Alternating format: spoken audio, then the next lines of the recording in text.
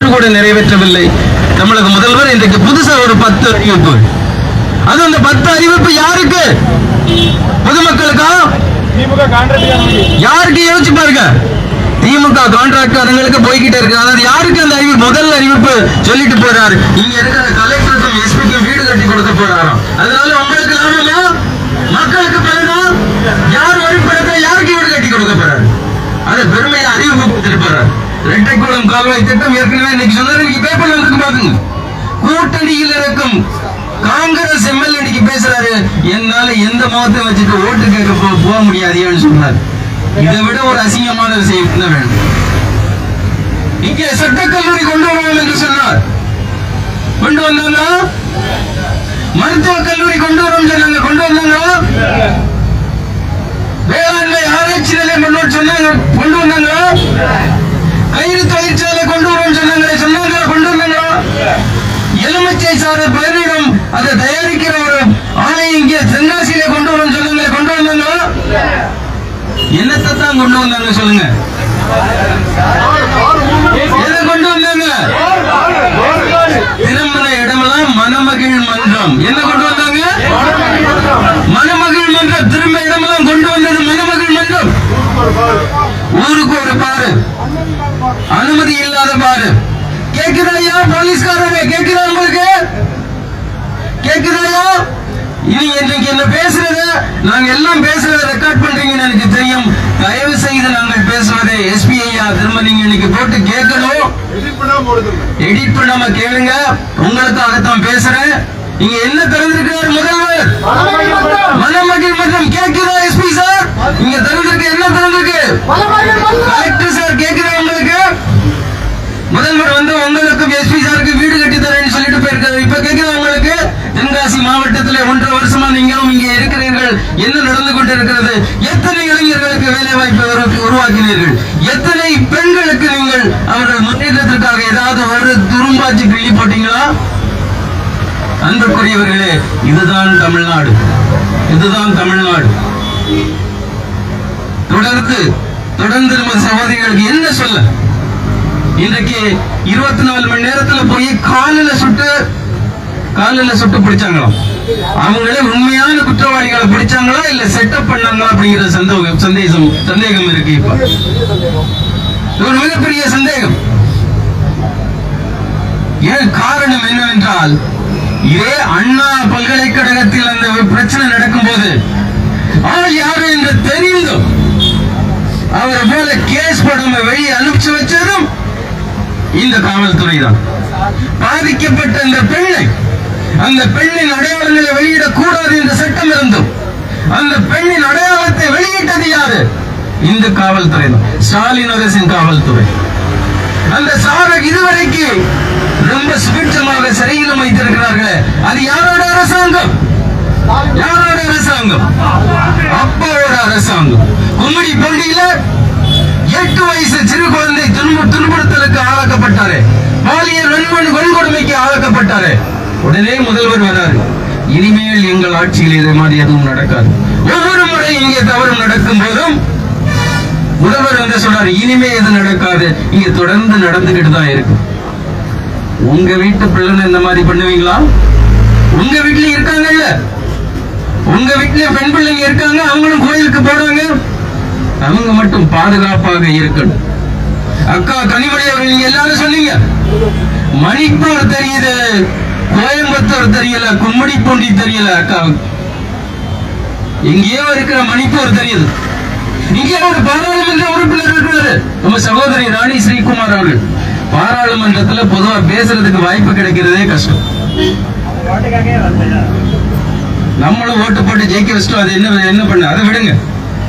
பாராளுமன்றத்துல பேசுறதுக்கே நேரம் கிடைக்காது எந்த எம்பிக்கும். பொதுவா 10 நிமிஷம் கொடுத்திருக்காங்க. அக்கா போய் 10 நிமிஷத்துல 9 நிமிஷம் என்ன பேசுறாங்க தெரியுமா? சின்னவருக்கு வாழ்த்து சொல்லிட்டு என்ன பேசுறாங்க? மணிப்பூரை பேசினாங்க.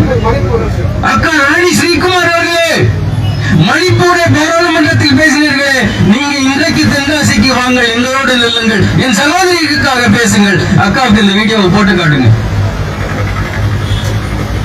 இங்க இருக்கிற எம்எல்ஏக்கள் கலைஞர் அவர்களே, இங்கே நடக்கும் கொடுமைகளுக்கு நீங்கள் குரல் கொடுக்க வேண்டும். கனிமொழி அக்கா சொன்னாங்க, இந்தியாவிலேயே அதிகமான விதவைகள் இருக்க மாநிலம் தமிழ்நாடு. யாரு சொன்னா? இன்றைக்கு இந்த 5 வருடத்துல அந்த விதவைகள் 1.5 மடங்கு அதிகமாயிருச்சு. அக்கா கண்ணை மூடிட்டாங்களான்னு தெரியல. 2021 தமிழ்நாட்டின் டாஸ்மாக் வருமானம் 33,000 கோடி, இன்றைக்கு 55,000 கோடி. இந்தியாவிலேயே டாஸ்மாக் வருமானம் அதிகமாக இருக்கிற மாநிலம் எது தெரியுமா? இந்தியாவிலேயே குடியில் சிறந்த மாநிலம் எது தெரியுமா? ஒரு உதாரணத்துக்கு சொல்ற உடனே திமுக காரன் கிளப்பி வருவான், இந்த ஐடி சோசியல் மீடியா காரன், பாரு பாரு பாரு உத்தரப்பிரதேசத்துல தான் அதிகமான டாஸ்மாக் வருமானம் இருக்கு அப்படின்னு சொல்லுவோம். உத்தரப்பிரதேசம் நம்மளை விட 3 மடங்கு மக்கள் தொகை அதிகம். அவன் வெறும் 48,000 கோடி தான், நம்ம 53,000 கோடி. சுருக்கமா சொல்றேன், உத்தரப்பிரதேசத்துல 3 பேர் சேர்ந்து ஒரு ஃபுல் பாட்டில் குடிக்கலாம், இங்க ஒருத்தன் ஒரு ஃபுல் பாட்டில் குடிக்கலாம். இதான் கணக்கு, இதான் கணக்கு. ஆனா என்ன சொல்றது, இங்க இருக்கிற ஏழை தாய்மார்களுக்கெல்லாம் உரிமை தொகை தராங்க. யார் எப்ப வீட்டு பணம்? யார் பணம்? 1000 ரூபாய் கொடுக்கிறார்கள். 1000 ரூபாய் கோடி பேர் கொடுக்கிறாங்க. இதுல மக்களை தேடி முதல்வர் ஒரு முகாம்லாம் போட்டுக்கிறாங்க. உங்களுக்கு தெரியுமா? கள்ளக்குறிச்சியில போன வாரம் மக்களை தேடி முகாம்னு போட்டிருக்காருயா. 40,000 பெண்கள் நமது சகோதரிகள் அப்ளிகேஷன் கொடுத்திருக்காங்க. எங்களுக்கு மாசம் 1000 ரூபாய் கொடுங்க அப்படின்னு. ஐயா, நீங்க அறிவிச்சதுல எப்ப தேர்தல் வாக்குறுதி சொன்னீங்களோ அதுல இருந்து 2 வருஷம் கழிச்சு தான் கொடுத்திருக்கீங்க. 28,000 போச்சு. போனதா இருக்கட்டும். இப்பயும் 4.5 வருஷம் முடிஞ்சு போச்சு. கடைசியில 4 மாசம் ஆச்சு. எங்களுக்கு இந்த 1000 ரூபாய் கொடுங்க. நம்ம சகோதரிகள் 42,000 பேர் அப்ளிகேஷன் போட்டிருக்காங்க. யாரு தேடி போனாராம். ஒரே வாரத்துல 19,500 பெண்களை நீங்கள்லாம் தகுதி இல்லாத மகளிர் அப்படின்னு போக ஆரம்பிச்சிட்டாங்க. குப்பையில தூக்கி போட்டிருக்காங்க இந்த அப்ளிகேஷன். இங்க ஏன் சகோதரிகளை தகுதி உள்ளவர்கள், தகுதி இல்லாதவர்கள், உரிமை உள்ளவர்கள், உரிமை இல்லாதவர்கள் சொல்றதுக்கு யாரியா? யார் அந்த அதிகாரம்? அதை நினைச்சு பாருங்க. இன்னைக்கு ஒரு கணக்கு திரும்ப சொல்றேன். 1,20,00,000 பேருக்கு இன்றைக்கு உரிமை தொகை கூட்டி கழிச்சு நீங்க மாசம் 1000 ரூபாய் போட்டு பாத்தீங்கன்னா ஒரு வருஷத்து பட்ஜெட் 13,000 கோடி. ஆனா டாஸ்மாக் வருமானம் எவ்வளவு? 55,000 கோடி. இந்த 55 13 வகுத்து பாருங்க. ஒரு குடும்பத்திற்கு 1000 ரூபாய் கொடுத்து 4,000 ரூபாய் சம்பாதித்துக் கொண்டிருக்க அரசாங்கம் இது. எந்த அரசாங்கம்? அப்பா எவ்வளவு சம்பாதிக்கிறாங்க? மட்டும் 4,000 ரூபாய் சம்பாதிக்கிற குடும்பத்துக்கு யோசிச்சு பாருங்க. என்ன ஒரு கொடுமை சகோதர சகோதரிகளே. 4,000 ரூபாய் சம்பாதிக்கிறார். இன்னொரு விஷயத்தை நம்ம புரிஞ்சுக்கணும். எச் ராஜா அவர்கள் கரிவலம் வந்த போது ஒரு அழகான ஒரு கதையை சொல்லிட்டு போனார். பொதுவா வீட்டுல பணம் இல்லை அப்படின்னா ஒரு வீடு கட்டுறதுக்கு கடன் வாங்கலாம், ஒரு ஆடு மாடு வாங்கி அதை வச்சு புலப்படுறதுக்கு கடன் வாங்கலாம், இல்ல ஒரு தொழில் பண்றதுக்கு கடன் வாங்கலாம், பிள்ளைங்க படிப்புக்கு கடன் வாங்கலாம். கடுகு தாளிக்க கடன் வாங்குற ஒரே அரசாங்கம் ஸ்டாலின் அரசாங்கம். அது கணக்கு எப்படின்னா இந்தியாவிலே அதிக கடன் வைத்திருக்க மாநிலம் எது தெரியுமா? அப்பா அரசாங்கம். எவ்வளவு கடன் தெரியுமா? கடந்த 75 வருட ஆட்சியில, சுதந்திரம் வாங்கி 75 வருடத்துல தமிழ்நாட்டோட கடன் 2021 4,31,000 கோடி. எத்தனை வருஷத்துல? 70 வருஷத்துல 4,30,000 கோடி. 5 வருஷத்துல இன்னைக்கு தமிழ்நாட்டோட கடன் எவ்வளவு தெரியுமா? 9,30,000 கோடி. 5 லட்சம் கோடி 5 வருஷத்துல அதிகமா வாங்கிட்டு போயிருக்கிறாரு இந்த அப்பா அரசாங்கம். எதுக்கு வாங்குறாரு? கடுகு தாளிக்கிறதுக்கு வாங்கியிருக்காரு 5 லட்சம் கோடி. எவ்வளவு? கடுகு தாளிக்க வாங்கிய பணம் 5 லட்சம் கோடி. இந்தியாவிலேயே அதிகப்படியான கடன் வைத்திருக்க மாநிலம் தமிழ்நாடு, நமது அப்பா அரசாங்கம். சொல்லிக்கொண்டே போகலாம். இந்தியாவிலே அதிகப்படியாக குடிக்கிற மாநிலம் தமிழ்நாடு. இந்தியாவிலே அதிகப்படியான கடன் வைத்திருக்க மாநிலம் தமிழ்நாடு. ஒரு குடும்பத்துல குடியும் கடனும் அதிகமா இருந்த குடும்பம் என்ன ஆகும்? சொல்லுங்க தாய்மார்களே, குடும்பம் என்ன ஆகும்? சொல்லுங்க, என்ன ஆகும்?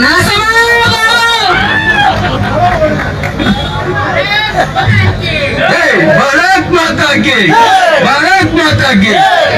ஆக அன்பு சகோதரர்களே, நாசமாக போயிருக்கிறது இந்த தமிழகம் இந்த அப்பா அரசாங்கத்தில் என்று சொல்வார்கள். எதை நம்ம மாத்தி சொல்லல, இருக்கிற டேட்டா மறுக்க முடியுமா? அவங்களால இவ்வளவு கடன் வாங்கிட்டு இவ்வளவு குடிக்கிறோம் அப்படிங்கிறது யாராச்சும் மறுக்க முடியுமா?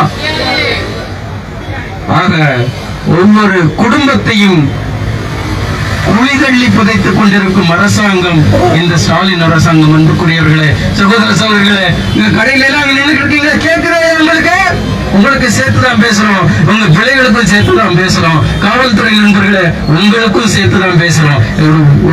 ஒரு வருத்தமான விஷயம் இது. அன்பு சகோதரிகள், இங்கே காவல் சீருடையில் இருக்கிறார்களே அவர்களுக்கும் இந்த அரசியலை பாதுகாப்பு இல்லையா? இது எவ்வளவு வெட்கம் கெட்ட விஷயம் பாருங்க. ஒரு திமுக கூட்டத்துல நமது சகோதரி எடுப்பு பிடிச்சுட்டே இருக்கிறோம் காவல்துறை அதிகாரிகள்.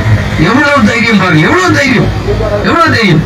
பெண்களை தெய்வமாக போற்றி இந்த மண் காவலுக்கு இருக்கக்கூடிய ஒரு அதிகாரியே கிள்றாங்களா? என்ன ஒரு கொடுமையானது. சுட்டிகளையா இந்த 3 பேரை செட்டப் பண்ணி போய் சுட்டிகளை அன்னைக்கு பொதுக்கூட்டத்தில் இந்த காவல்துறை அதிகாரி அந்த பெண்ணு கிள்ளனானே அவனை சுடுறதுக்கு என்னையா பண்ணீங்க? இதுவரைக்கும் சுட்டிகளா? ஆக அன்புக்குரியவர்களே, புரட்சி கவிஞர் பாரதிதாசன் ஒரு விஷயத்தை அழகாக சொல்லிட்டு போனார். கொலை வாழினை எடடாமிற கொடியோதனை அறவே கொலை வாழை எடுக்க சொன்னார் பாரதிதாசன். அந்த கொலைவாள், அந்த ஆயுதம், நாம் எடுக்க வேண்டிய ஆயுதம் பொதுமக்களே, அங்கங்கே இருக்கும் பொதுமக்களே, நாம் எடுக்க வேண்டிய ஆயுதம் ஒன்றே ஒன்றுதான். 2026 தேர்தலில் உங்கள் வாக்குச்சீட்டு. இந்த கொடிய ஆட்சி தூக்கி எறியப்பட வேண்டும். நிச்சயமாக பாரத பிரதமர் நரேந்திர மோடி அவர்களின் ஆசையில் இன்னும் 5 மாதங்களில் இந்த கொடுங்காவல்களின் ஆட்சி, இந்த கொடுங்காவல்களின் ஆட்சி தூக்கி எறியப்பட்டு மோடி அவர்களின் ஆசி பெற்ற நல்லாட்சி தமிழகத்திலே மலரும், தமிழகத்திலே மலரும். செங்கோட்டையிலே நமது கொடி பறக்கும், தென்காசியிலும் இந்த புண்ணிய காவி கொடி பறக்கும். அதை உறுதிமொழியாகவே சொல்கிறேன். தென்காசியில் இருக்கும் 5 சட்டமன்றம் தேசிய ஜனநாயக கூட்டணி வெற்றி பெறும், வெற்றி பெறும், வெற்றி பெறும். இங்கே நல்லாட்சி மலரும், நியாயம் தலைநிறுத்தப்படும். இங்கே எம் குல பெண்களின் வாழ்வு சுபிட்சமாக மாறும் என்று கூறிக்கொண்டு நல்லதொரு வாய்ப்புக்கு நன்றி கூறி விடைபெறுகிறேன்.